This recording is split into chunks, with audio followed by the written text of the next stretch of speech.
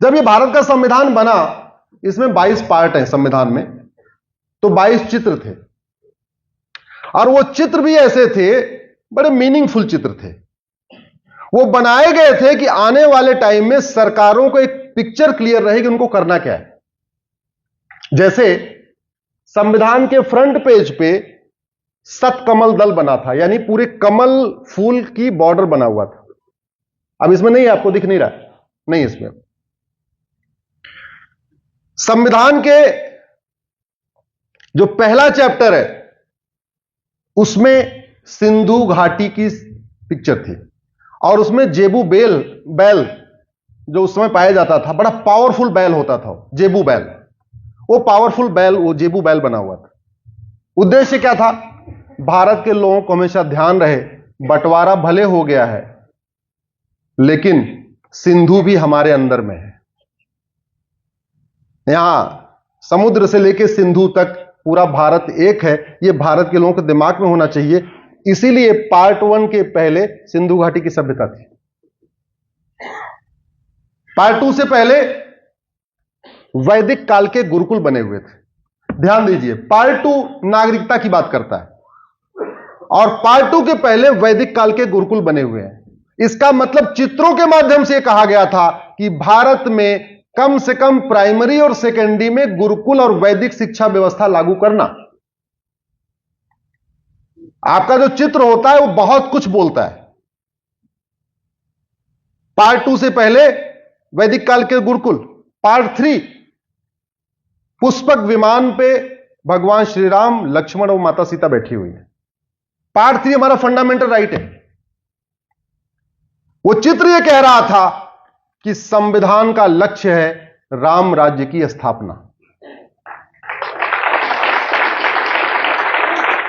अगर भगवान राम, लक्ष्मण और सीता का चित्र होता, पुष्पक विमान होता, तो ये सेकुलर शब्द जोड़ ही नहीं पाते। जोड़ पाते क्या? नहीं। और अब अगर पन्ना फाड़ते तो बवाल हो जाता। इसलिए बेटी को आगे जो काम करना है, इंदिरा को, पिताजी पहले काम करके चले गए। बोले पन्ना मैं उखाड़ दे रहा हूं, सेकुलर तुम जोड़ देना। पार्ट 4 को कहते हैं डायरेक्टिव प्रिंसिपल। पार्ट 4 में लिखा हुआ है, डायरेक्टिव प्रिंसिपल में जो लोग नहीं वकालत वाले हैं उनको मैं बता देता हूं। डायरेक्टिव प्रिंसिपल में डायरेक्शन दिया हुआ है केंद्र और राज्य को, आपको करना क्या क्या है। डायरेक्टिव प्रिंसिपल में लिखा है आर्टिकल 47, आपको भारत को नशा मुक्त, शराब मुक्त बनाना है। आर्टिकल 44 कहता है कोई पर्सनल लॉ नहीं चलेगा, भारत में समान नागरिक संहिता लागू करना है। आर्टिकल 48 कहता है भारत में गौ हत्या पे प्रतिबंध लगाना है। अब इस पार्ट के पहले भगवान कृष्ण की फोटो है, अर्जुन को उपदेश दे रहे हैं। आप जरा सोचिए, जस्ट इमेजिन। तो अभी जो बातें लिखी हैं वो टेक्स्ट है। अगर पहले चित्र होती तो उसमें सबकी आस्था भी आ जाती। आस्था आ जाती, आप लोग पूछना शुरू करते, अरे भैया 44 कब लागू होगा, कॉमन सिविल कोड कब आएगा, 47 कब लागू होगा, नशाबंदी शराबबंदी कब होगी, 48 कब लागू होगा, गौहत्या प्रतिबंध कब लगेगा, 38 कब लागू करोगे, गरीबी भूखमरी कब खत्म होगी, गरीबी भूखमरी खत्म करने के लिए जनसंख्या नियंत्रण कानून कब बनाओगे। आप पूछना शुरू कर देते, इसलिए पहले चित्रों को हटा दिया। पार्ट 5 है यूनियन, विधायिका, कार्यपालिका, न्यायपालिका, मतलब सुप्रीम कोर्ट है, केंद्र सरकार है। और पार्ट 5 के पहले गौतम बुद्ध जी ज्ञान दे रहे हैं। जो चित्र है उसमें गौतम बुद्ध जी को ज्ञान देता हुआ दिखाई दिया। पार्ट 6 ये राज्य की विधायिका, कार्यपालिका, न्यायपालिका, यानी राज्य सरकार, हाई कोर्ट, और वहां पे हमारे 24वें तीर्थंकर भगवान महावीर जैन के चित्र है। यानी केंद्र सरकार को काम करते समय हमेशा गौतम बुद्ध की शिक्षा याद रखना है, और राज्य सरकारों को काम करते समय हमेशा किसको याद रखना है? भगवान महावीर को। पार्ट 7 सम्राट अशोक का चित्र।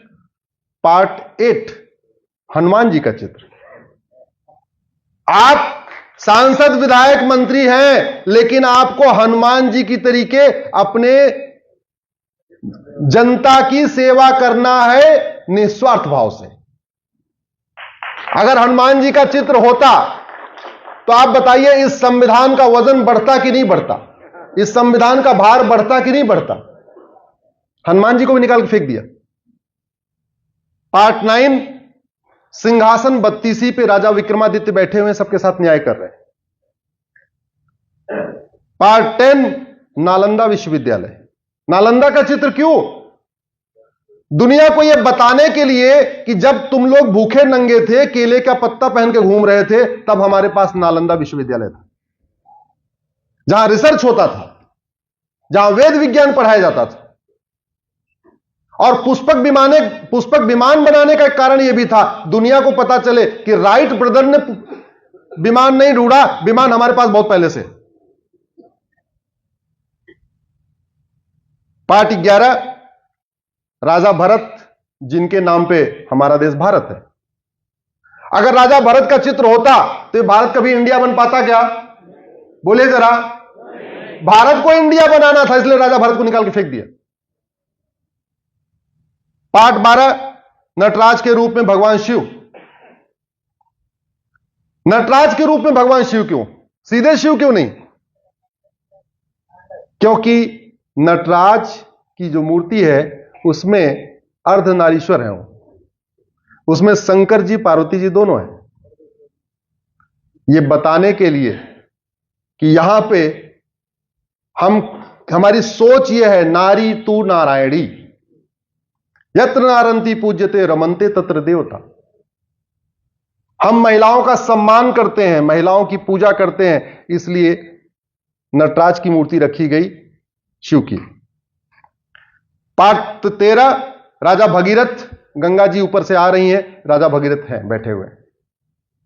पार्ट 15 मराठा छत्रपति शिवाजी और गुरु गोविंद सिंह।